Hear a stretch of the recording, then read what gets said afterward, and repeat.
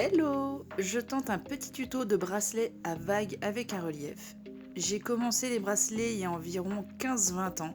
J'avais noté ce schéma à l'époque, mais aujourd'hui je ne le retrouve plus. Je ne sais pas si c'est un bracelet avec un nom ou pas, mais il n'est vraiment pas compliqué à faire et son rendu est vraiment chouette. Pour cette fois-ci, j'ai choisi les couleurs noir, rouge et rose. Il va me falloir donc 4 fils noirs, 4 fils rouges et 2 roses. Il me faut également des fils porteurs. On s'en fiche de la couleur, ils n'apparaîtront jamais sur le bracelet.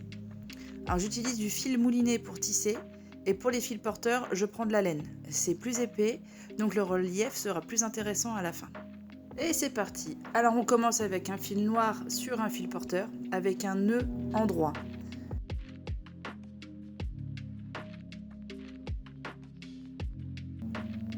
Bien évidemment, toujours par deux.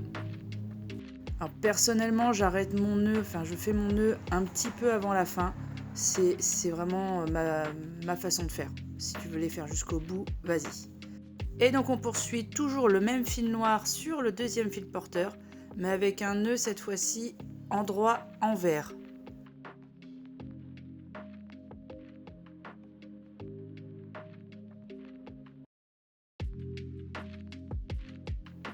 Et après on reprend le fil noir et on revient sur le premier fil porteur avec un nœud en droit envers.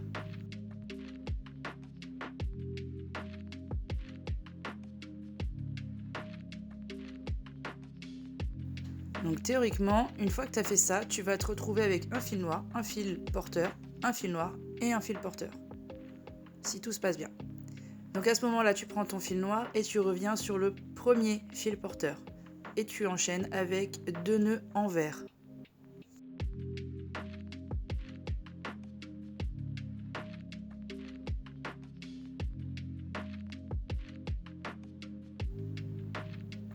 Et après, tu passes au fil rouge. Donc tu prends le fil porteur le plus proche de ton fil rouge et tu fais des nœuds envers.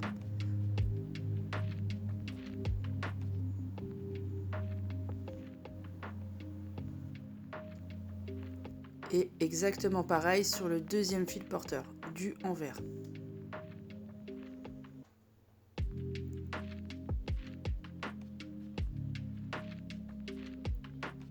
Et après, c'est exactement pareil avec le deuxième fil rouge.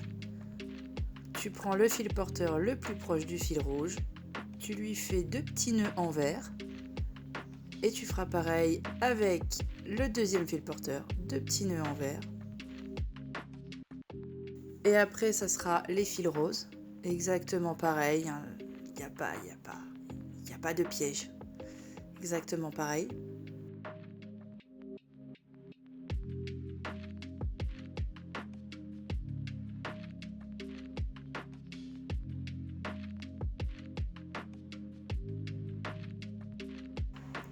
On fait la même avec les 2 derniers fils rouges.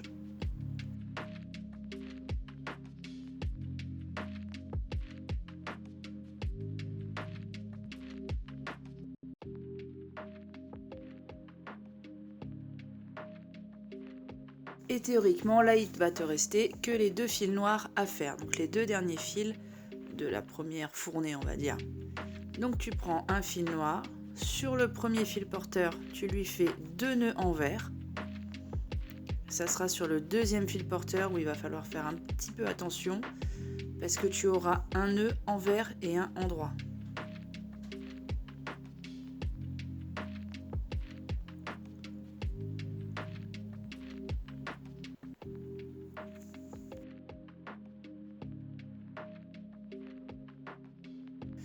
Donc après, c'est ton dernier fil noir, donc sur le premier fil porteur, et lui va te faire un nœud envers en droit.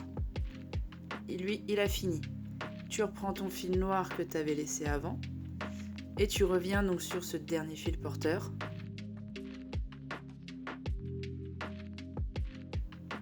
Donc pour lui faire 2 nœuds en droit.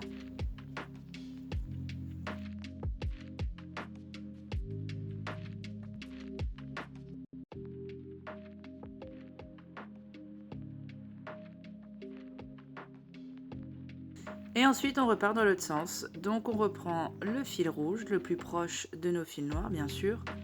On lui prend le fil porteur le plus proche. Et là on est parti sur des nœuds en droit. Ça sera là où il va falloir aussi faire un tout petit peu attention. Faire attention au niveau du serrage. Ne pas le serrer à fond, sinon ta vague derrière elle va être un peu collée. Donc le rendu sera moins sympathique. Il faut en gros que le fil soit tendu mais pas non plus collé serré quoi. Et après donc tu continues, tu reprends tes fils roses, tes fils rouges. Toujours là on est sur des nœuds en droit. Attention à pas serrer trop au premier nœud.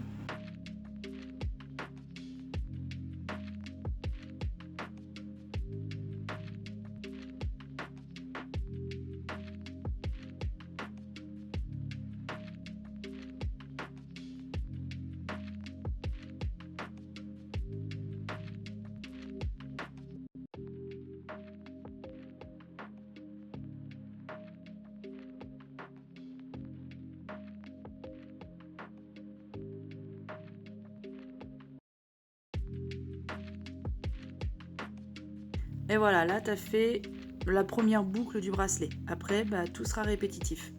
Donc après, tu reviens comme au tout début avec ton fil noir.